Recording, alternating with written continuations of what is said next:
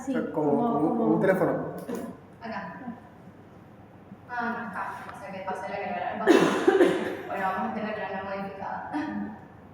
Bueno, vamos a hablar rapidito, si no hacemos mucho tiempo, sobre un estudio fundamental para el segmento anterior del ojo, lo que va a ser el pentacam, ¿sí? El pentacam es acá tienen pentacam algunos, además de los chicos de sí, o sea, conocemos el pentacam, porque me acuerdo que el año pasado di esta clase y ninguno tenía, o sea, la mayoría era como que no sabía. El pentacam es básicamente una topografía mejorada para hacer el estudio de la córnea, ¿sí? Las diferencias del pentacam con la topografía son que la topografía hace solamente una imagen de la cámara anterior del ojo, es como una fotografía que trabaja con curvatura, y el pentacam es una tomografía que estudia la parte anterior y posterior de la córnea y que no hace imágenes solamente de curvatura, sino también de grosor, opaquimetría y de elevación. Hace un mapa de elevación y estas tres pueden correlacionar y dar una imagen en 3D. ¿Okay? Y eso es como lo relevante o lo importante del pentacam. Estoy jugando la espalda ahí, pero bueno. Bien. Para hablar del pentacam tenemos que saber que no es como un tomógrafo habitual o como un topógrafo habitual, sino que se basa en el principio de Scheimpflug, que no es más que un estudio realizado por un capitán austríaco que lo que él se dedicaba era hacer a principios del siglo XX fotografías de la Tierra para estudiar como las zonas de guerra o las zonas, estudiaba esas zonas que iban a ser como atacadas. Y él se daba cuenta de que las fotografías que tomaba, obviamente cuando eran imágenes que no eran planas, se perdía como mucho zona, o sea, solamente podía hacer más fotografías, pero que al unirlas se perdían las zonas. Entonces hizo el principio de poder sumar lo que era donde estaba el plano de la lente a una imagen y hacer muchos cortes para poder hacer como una formación en 3D. Este principio es el que se utiliza para el Google Earth ahora actualmente todavía. En la óptica se toma este principio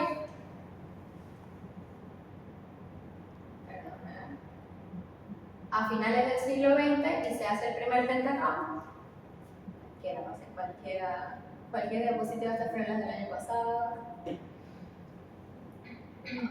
Bueno, se toma este principio y se incorpora a la oftalmología y se hace el primer pentacam, que va a ser una hendidura con luz monocromática que captura 50 medidas meridionales en menos de 2 segundos, evalúa 500 puntos de medida de cada una de las imágenes de la hendidura, obtiene 25.000 puntos verdaderos de elevación. Es muy importante saber que el pentacam trabaja con elevación, puntos de elevación.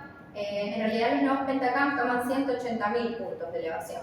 Pero bueno, el primero, que tomaba 25.000 puntos, tiene una longitud de onda de 475 nanómetros, trabaja con luz LED azul libre de web. Es importante saber eso porque cuando estamos hablando de que es una tomografía, tenemos que tranquilizar al paciente de que muchos preguntan si tiene radiación o no, y no tiene radiación porque trabaja con luz UV. ¿Okay?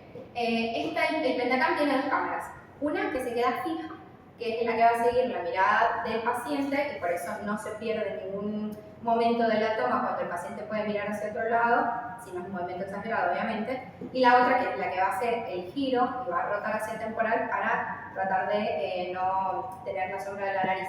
Entonces rota hacia temporal, hace el giro 180 y ahí es donde después forma con todos los cortes la imagen y nos da una sola imagen en 3D. Ahí va. Bien, cuando hablamos de mapas de elevación, que es diferente al de curvatura, entonces la topografía lo que se hace es que se toma una imagen y estudia las curvaturas con los anillos de plasma, ¿sí?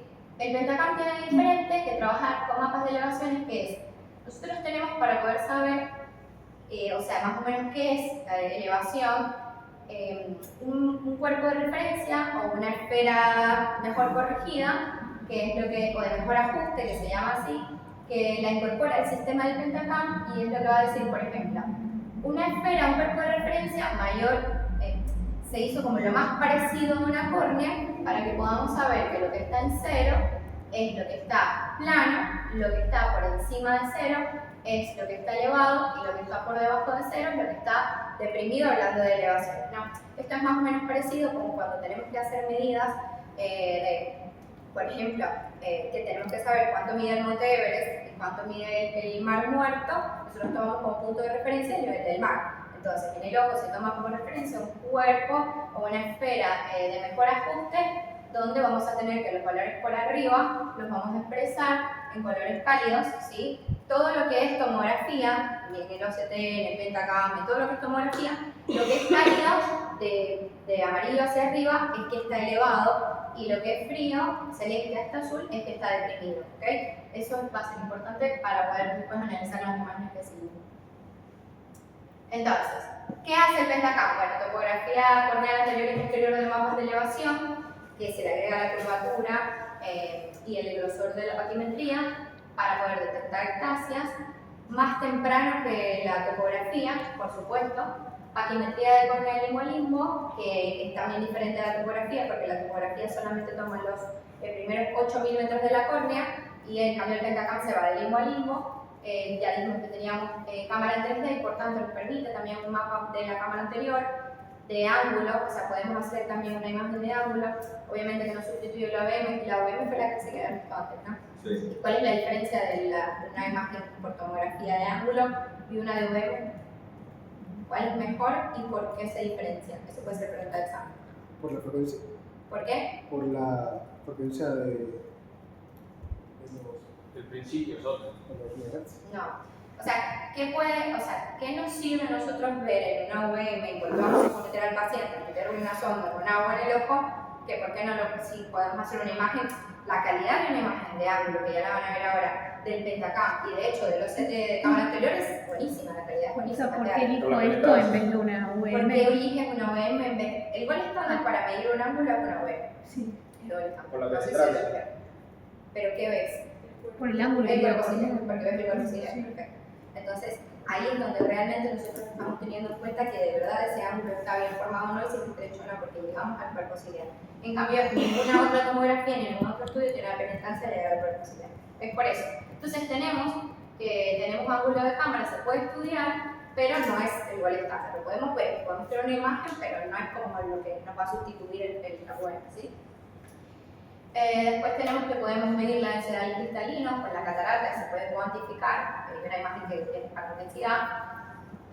Tenemos los nuevos pentacam tienen ahora biómetros, ¿sí? Que de hecho vienen incluidos los cálculos de las lentes nuevas. Tenemos Barrett Turquet para los post-refractivos, que es muy preciso, de hecho que es el más preciso hasta ahora en el pentacam, y modificación de la presión intraocular, que también se puede hacer en una opción. Bien, entonces, uno de los primeros recuadros que nos va a servir es el refractivo, ¿sí? Es uno de los más utilizados en realidad.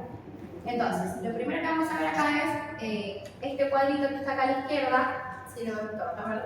Que dice, en ese caso dice OK, que puede estar de tres maneras: blanco, amarillo o rojo. Si está blanco dice OK, listo, el estudio está perfecto, está bien realizado. Entonces, lo primero que tenemos que hacer, porque después todo lo que viene va a depender si el estudio está bien realizado o no. ¿Y qué dice ahí?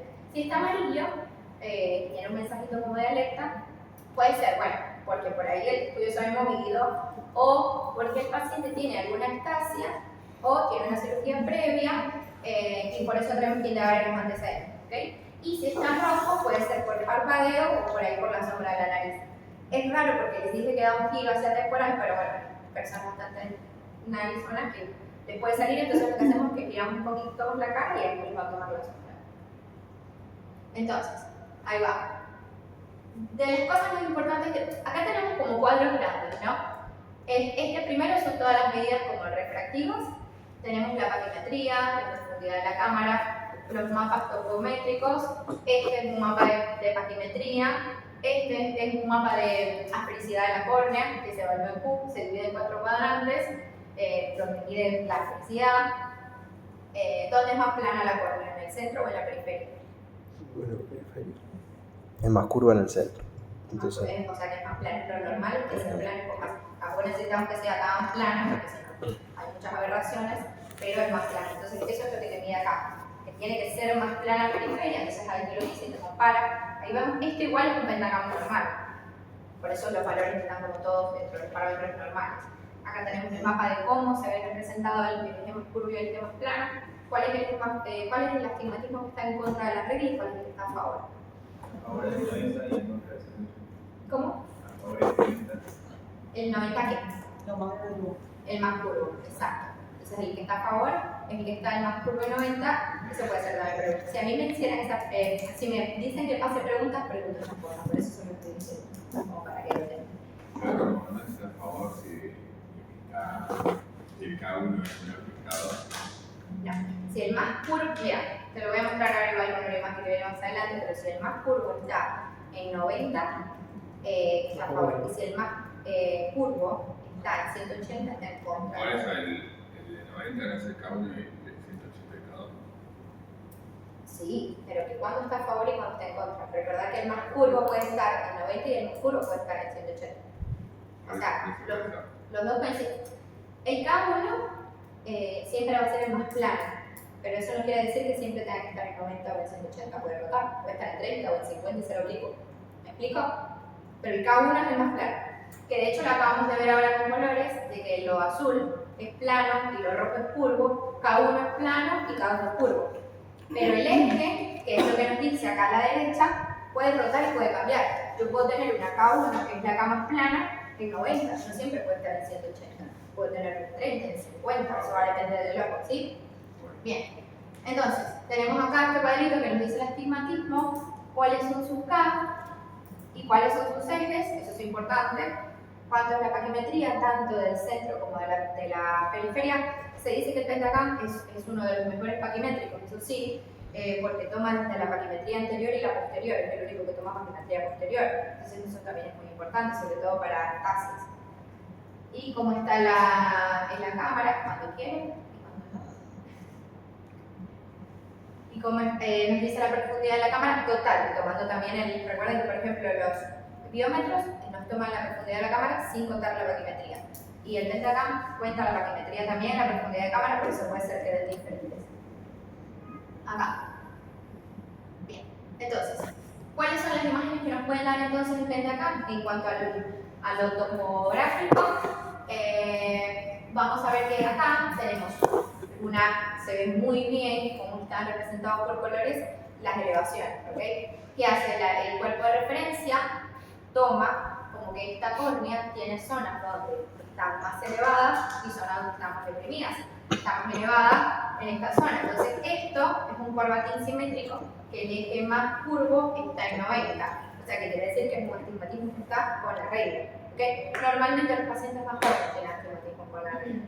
Después los adultos son los que tienen astigmatismo contra la regla, que es donde está más o menos en 180. ¿Okay? Vemos que hay unas zonas de elevación que están en rojo, pero que no es algo que es patológico. Hay que saber diferenciar lo que es simplemente un defecto refractivo con un astigmatismo en contra, a favor o oblicuo, pero que no sea irregular. Una cosa es un astigmatismo irregular y otra cosa es un astigmatismo regular. Esto es un astigmatismo regular porque nos hace el típico moñito donde las K son parecidas en ambos lados, ¿okay? Y simplemente el que tiene un astigmatismo, pero no es que tiene de un lado más delgada la córnea que del otro, porque de hecho la imagen es muy parecida y muy simétrica. Entonces sigue siendo simétrico, solo que ahora el eje más curvo está en 180 y por eso va en contra de la regla. Esto acá está claro, ¿no? Sí, alcanzamos, perdón. Yo también. ¿Podremos apagar Yo también el estoy aire? cansada. ¿Podremos apagar el aire? Sí, obvio. Gracias. Bien. Y este es un caso de oblicuo, ¿ok? Más o menos entre 30 y 60 está ubicado el eje más curvo, así que está así muy oblicuo. Son menos frecuentes y más difíciles también como de corregir en los lentes, pero no hay nada como que en 180 o en 90 y se acabó. Estos son como, siempre hay que rotarlos un poquito más. ¿Con qué corregimos los anteojos? ¿Con el más curvo o con el más plano? ¿Cómo? Cuando nosotros tenemos, ¿qué es el que nos da el RM? Que es con el que el paciente corrige. Y es el opuesto, por ejemplo. El opuesto. El que da más curvo, el opuesto. Y es con el plano. Sí. Con el plano corrige el paciente. Claro. Ojo, si ustedes tienen un pentacam, el pentacam es buenísimo para el astigmatismo. Cuando tenemos pacientes que tienen un astigmatismo muy raro, que no corrigen, ven el pentacam y lo que les dice del eje más plano, pruébenselo y la totalidad de lo que les dice y ve perfecto. Es buenísimo, es muy fidedigno, así que pruébenlo. Sobre todo en pacientes obviamente con ectasis, pero también en pacientes con astigmatismos regulares. Bien, dijimos lo del cuerpo de referencia, ya sabemos que es una córnea, más o menos parecida al ojo, lo que está por arriba es rojo, lo que está por abajo es azul, elevado deprimido, ¿ok? Nosotros tenemos otra hoja en el Pentacam que es el índice de Bellini-Ambrosio, que es el más importante, que dice Enhance Ectasia. Los que tienen Pentacam, y esa es la hoja que nosotros vemos de primero para ver si hay ectasia o no. O sea, si el queratocono o no. Pero bueno. No como un celular. Ah. Pero este cuerpo de referencia para la hoja de Bellini-Ambrosio a nosotros no nos sirve. ¿Por qué? Porque esto lo que nos dice es, hay algo que está muy elevado o algo que está muy deprimido, pero no nos dice cuánto. Entonces nosotros no podemos decir que todos los queratoconos simplemente están muy elevados y los manchos de rojo el Pentacam, o que las zonas planas están simplemente rojos y los manchos de azul. Entonces, por eso, Bellini-Ambrosio hicieron como una esfera de mejor ajuste modificada, donde se hace como una modificación en esta esfera y lo que se hace es, para nosotros tenemos una esfera de mejor ajuste, tomar los primeros 8 milímetros centrales, más o menos, ¿no? La esfera modificada lo que hace es que toma los 4 milímetros donde la córnea está más ectásica o adelgazada o que tiene algún patrón diferente, ¿no? Entonces, tenemos una topografía, por decirlo así, de una córnea donde la esfera de mejor ajuste estaría acá en el centro, y si eso fuese que nosotros tomamos este pedacito, entonces simplemente nos perdemos de que en esta zona algo está ocurriendo. Entonces lo que hace Bellini-Ambrosio es que trazan 4 milímetros, 3.5, 4 milímetros donde está la zona que se supone que le lanza que está más adelgazada o que algo está sucediendo. Y ahí es donde vamos a tener entonces este cuadro, que es esta hoja que les estaba diciendo, de la comparación, donde tenemos que miren, elevaciones frontales, elevaciones de la cámara posterior, y lo compara con un mapa paquimétrico para poder después hacer todo lo que va a ser la desviación estándar de si tiene una ectasia positiva o no. Entonces, el primer cuadro vamos a poder ver que es el que nos dice la esfera de mejor ajuste sola. El segundo es la esfera de mejor ajuste con la esfera modificada. Y el tercero es cómo queda la suma y la resta de esto y si hay una ectasia o no. Obviamente que esto es una imagen normal, ¿sí? Y entonces se mide así. Si un paciente en la parte anterior tiene más o menos de 5 micras, es normal. Si tiene entre 5 y 7 es sospechoso, y si tiene más de 7 es positivo. Y la parte posterior, por supuesto, tiene que ser mayor, porque la parte anterior es mucho más finita y se deforma más rápido. Entonces siempre los cambios mínimos son positivos, pero los cambios posteriores tienen que ser un poco mayores. De mayor de 16 ya sabemos que es una ectasia, si hay elevación posterior. Entonces, esto nos lo va a dar acá este cuadrito que ustedes ven, que se pinta, igual es muy fácil porque se pinta de blanco, amarillo, rojo, ya sabemos que hay algo raro ahí. Si está blanco, bueno. Es muy importante también que marquen acá, porque a veces lo dejamos pasar, si es hipermetrópico o si es miópico, porque nos ha pasado que si el paciente es muy hipermétrope y no lo marca, como está como normal y no lo marcamos acá, al cambiarle la fericidad a la córnea, si lo marcamos como hipermétrope de verdad, sí nos puede dar sospechoso. Entonces estamos mandando a operar un paciente a láser que puede ser una ectasia sospechosa. Bien. Entonces, ahí se nos va a teñir el cuadrito, eso en realidad es un valor como una desviación, no es lo que mide la córnea, el valor real del ojo, sino que es como una desviación de si de verdad estamos ante una ectasia, una sospecha o está normal el estudio. Perdón, ¿y los valores de abajo qué son? Los que van en ese cuadrito de la desviación. Okay. Estos son de estos. Sí, perfecto. Este es del anterior y este es del posterior. Y estos son los que van a estar aquí expresados en desviación. Por ejemplo, menos de 1.2, que en el caso ahí que es 0.4 es negativo. Para ectasia es igual para 100, ¿sí? Vamos. Ahora, bueno, este es bastante evidente, ya sabemos que estamos ante una ectasia, probablemente un queratocono, creo que era un queratocono. Y lo sabemos porque está en la cámara, está en la anterior y posterior, que es un queratocono avanzado. Probablemente este ya no sea para crosslinking, ¿cuánto tiene? 12.62, es un montón, habría que verlo y la prevención y todo, pero bueno, bastante evidente, esto nos sirve mucho. Ahora, ¿para qué les pongo esta imagen? Primero para que vean que es como se ve un queratocono, y cómo se correlaciona con el mapa paquimétrico, ¿no?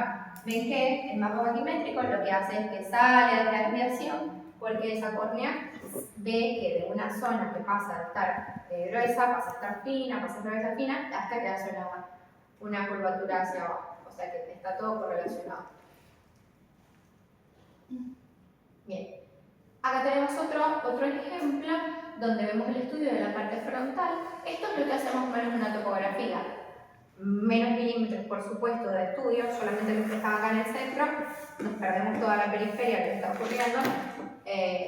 Y si nosotros hemos estudiado la topografía, bueno, listo. El paciente puede ir a la SIC, a SMILE, a PRK, a lo que sea que se vaya a hacer, colocación de lente premium, y no pasa nada. Pero como ahora el pentacam nos ayuda a ver también la parte posterior, cuando vemos y hacemos el análisis posterior, vemos que hay una ectasia y una ectasia importante en realidad, ¿no? O sea que si nos hubiésemos quedado con solamente la topografía, no hubiésemos visto, o sea, la topografía, porque era lo que nos daba solo frontal, nos hubiésemos perdido esa gran ectasia, hubiésemos tenido obviamente un paciente disconforme si hubiese operado, ¿no? Que seguro pasaba antes y que iban a hacer. Yo creo que no se daban cuenta nunca de cuál era el error.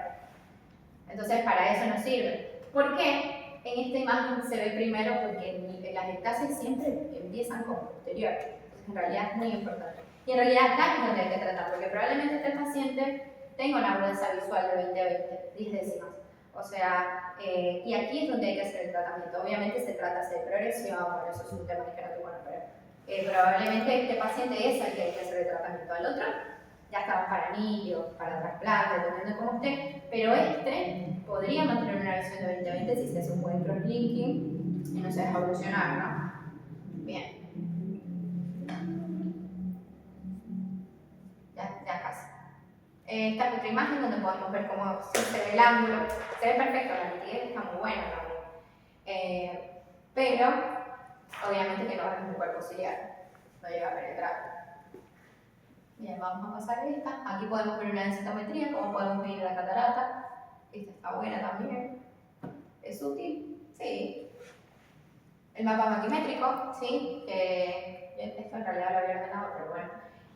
Vemos cómo podemos ver que si esta es una paquimetría normal, siempre va a estar dentro del estándar. Los otros veíamos que estaba todo desviado porque la córnea tenía delgadeces y grosores diferentes dependiendo de cómo estaba. ¿Uno es el anterior y el otro posterior? ¿O? Uno es el anterior y el otro posterior, siempre. Bien. Ya todos sabemos que más o menos lo normal es de 530 más o menos 5, 480, 530 está como en la línea de estar delgada y en la de 480 es, ya sospechamos de un índice de ectasia positivo o por ahí un tratamiento postquirúrgico, también hay que verlo, ¿no? Aunque una córnea finita puede tener una ectasia, bueno, está operado, hay que verlo. Bien. Esta es una imagen también, bueno, ahí vemos como sí podemos detectar, esta es una cámara estrecha, ¿no? Se super nota que está estrecho el ángulo, pero yo no me quedaría solamente con esta para hacer un LP. Bueno, haría una gonescopía o una OEM, no hacemos para hacernos nada más, todo tiene también sus complicaciones.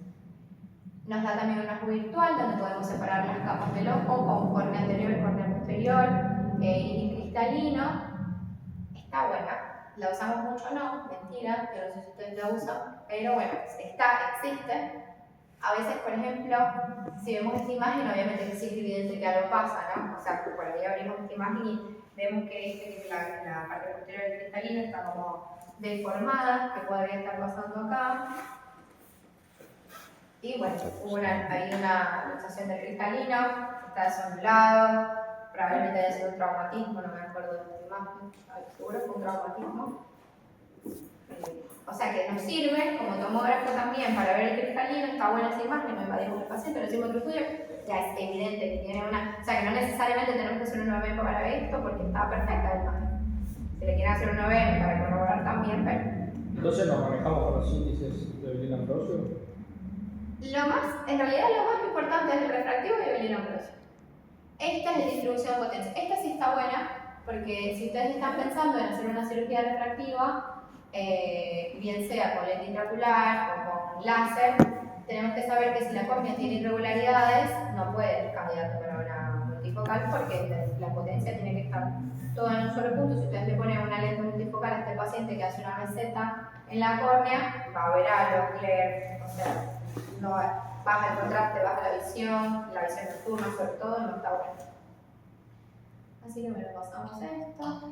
Nada, ¿en qué está indicado el Pentacam? Cirugía refractiva, estasias, sobre todo en queratocono, marginal pelúcida, astigmatismo, sobre todo astigmatismos irregulares, también puede ver, anillos intrastromales, lentes fáscicos, queratoplastias, adaptación de lentes de contacto, lentes premium, y es muy importante suspender los lentes de contacto 15 días previos antes de hacer el Pentacam, porque talla la córnea y hace un cambio en la impresión, no son confiables las medidas con uso de lentes de contacto previo. No hay que dilatar al paciente, no utilice fluoresceína porque altera la fotometría y no hacer los procedimientos de aplanación antes de hacer el estudio. ¿Listo?